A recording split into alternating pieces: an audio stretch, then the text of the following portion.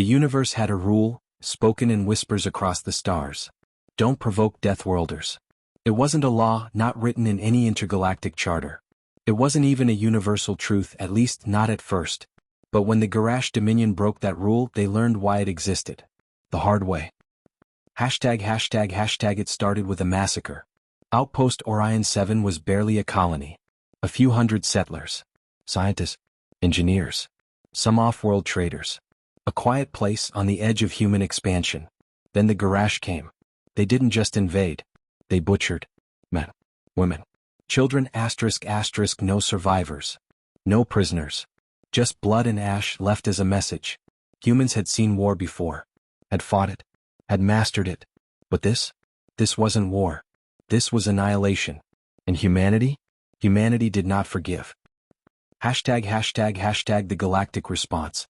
When the news spread, the Galactic Council convened. They had seen the patterns before. A Deathworlder species, aggressive, dangerous, rising in power. A dominant empire striking first to contain the threat. In every past case, the Deathworlders were destroyed. It was a necessary evil.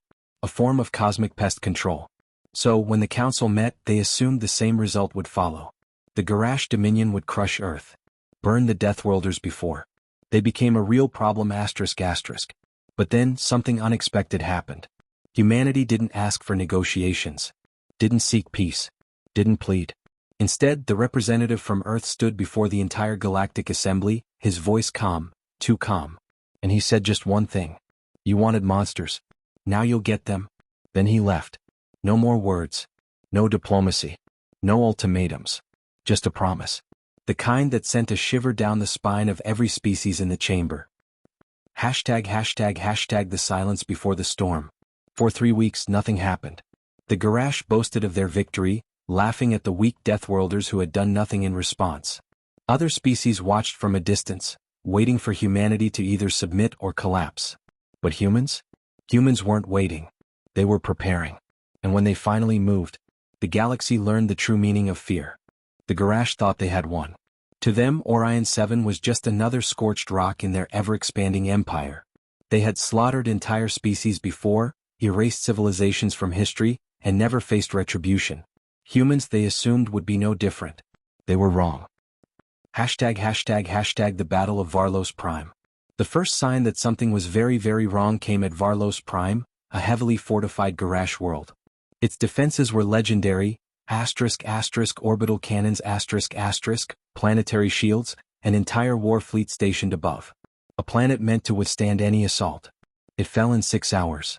The attack began with ghost ships, human vessels appearing out of nowhere, silent and dark, sneaking past sensors like shadows. Then came the blackout. The Garash command centers went dark. Communications failed. Their orbital defense grid turned to Stone Age tech in an instant. By the time they realized they were under attack, it was too late. The first explosions came from inside their own stations. Human operatives had infiltrated their command posts weeks ago, hidden among the enslaved laborers. And when the chaos began, they unleashed hell. The orbital fleet? Sabotaged. The shield generators? Compromised. The planetary garrisons? Already dead before they even reached their weapons. Then humanity's real fleet arrived. Not in a show of force. Not with grand speeches or declarations. Just war. Relentless. Efficient. Merciless. By the time the last Garash ship fell from the sky, Varlos Prime was burning. And the rest of the galaxy? They had just witnessed the impossible. A Deathworlder species had not only survived the first strike, they had hit back harder than anyone thought possible. And they were just getting started. The message. The humans didn't just take Varlos Prime. They broadcasted it. Every conquered species, every oppressed world under Garash rule saw what had happened. Saw humans drag Garash warlords out of their bunkers. Saw them executed live on every frequency. Saw humans liberate slaves, not for control, not for territory, ***, but because they wanted to ***. And at the end of the broadcast, a single human stood before the camera, his armor covered in Garash blood, and spoke 3 words. We are coming. The transmission cut. And across the stars, planets that had suffered under Garash rule for centuries suddenly found themselves picking up weapons. Because for the first time in history, someone was fighting back. #Garash High Command in panic. For the first time in 1,000 years, the Garash Dominion felt something they had never known before. Fear. They had underestimated the Deathworlders. Gravely. Because humans weren't fighting for conquest. They weren't fighting for territory. They were fighting for revenge. And nothing in the universe was more terrifying than a species with nothing to lose. The Garash Dominion had ruled for centuries. They had crushed rebellions, exterminated entire species, and never faced a true threat to their supremacy. Until now. The Deathworlders weren't fighting for survival. They were fighting for vengeance. And vengeance was unstoppable. #the fall of the Blood Worlds. The Garash called them the Blood Worlds, a collection of planets where they had imprisoned, experimented on, and enslaved lesser species. For centuries they had been untouchable. The ultimate symbol of Garash power and cruelty. Until the humans arrived. They didn't send diplomats. They didn't make demands. They didn't even negotiate. They just appeared, silent ships slipping past defenses, like ghosts hunting the guilty. And when they struck, they didn't attack military targets first. They went for the commanders, the scientists, the butchers of Orion 7. And they made examples of them. The first Blood World fell in a single night. The second lasted 3 days. By the time the humans reached the third, the Garash had stopped fighting. Not because they had won. Because they had started fleeing. #the end of the war? The Galactic Council convened in a panic. They had watched the Garash break species before. They had stood by while entire planets burned. But now they were watching something worse. The Garash were losing. And humanity wasn't stopping. Planet after planet, system after system, the Dominion was collapsing. This wasn't a war anymore. It was an extermination. So the Council did the only thing they could. They begged. For the first time in recorded history, the most powerful governing body in the galaxy sent an envoy to Earth, pleading for an end to the war. #humanity's answer. Earth's response came from a single fleet. Not a grand armada. Not a diplomatic envoy. Just one battleship, sleek and dark, carrying a message no one would ever forget. The fleet broadcasted across the galaxy, a single video feed from the bridge of the ship. A human commander stood there, his uniform black as midnight, his expression stone cold. And in front of him, on his knees, was the last surviving Garash warlord. The warlord was shaking. The commander? Come. And then, in a voice colder than the void itself, the human spoke. No mercy. No games. Only retribution. Then he raised his weapon. And pulled the trigger. The feed cut to static. The message was clear. The war wasn't over. Not until the last Garash was gone. The Garash Dominion was dead. Its fleets, once feared across the stars, were scattered wrecks drifting in the void. Its armies, once considered unstoppable, had been erased. Its ruling warlords? Executed. One by one ***.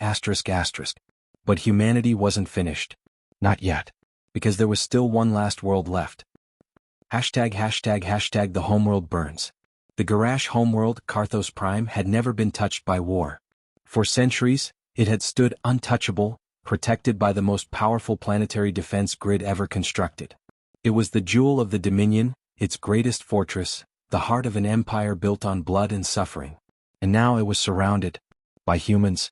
Thousands of ships, black as the abyss, circled the planet like predators waiting to strike. Every attempt at communication was ignored. Every plea for surrender went unanswered. And then the bombardment began. #judgment from the void. The humans didn't just attack Karthos Prime. They erased it. It wasn't a battle. It wasn't a war. It was a sentence being carried out. The sky turned black as kinetic rods rained down from orbit, each impact sending fire and death roaring across the surface. Cities vanished in seconds. Strongholds crumbled to dust. Garash civilians, once the masters of slaves and slaughter, ran through the streets screaming for mercy. But there was none left to give. Because when they butchered Orion 7, they had set something in motion. Something they couldn't stop. And now their time had run out. #the last transmission. Across the galaxy, every species watched in horror and awe as Karthos Prime was annihilated. The final transmission came from one human ship, broadcasting on all frequencies. A lone figure stood on the bridge, staring down at the burning world below. His voice was calm, cold, and filled with something even more terrifying than hate. Resolution. Let this be a warning. He turned to the camera, eyes empty. We are not conquerors. Behind him, the last city of Karthos Prime collapsed in flames. But we are not victims. The screen flickered. The world cracked apart. The transmission ended. And with it so did the Garage Dominion. #epilogue. The silence after war. For the first time in recorded history, the galaxy was quiet. No more Garage raids. No more slavery. No more genocide. Only the memory of what humanity had done. Some feared them. Some respected them. All understood them. Humans weren't monsters. But if pushed too far, they could become something worse. And no species, not ever again, would dare to test them.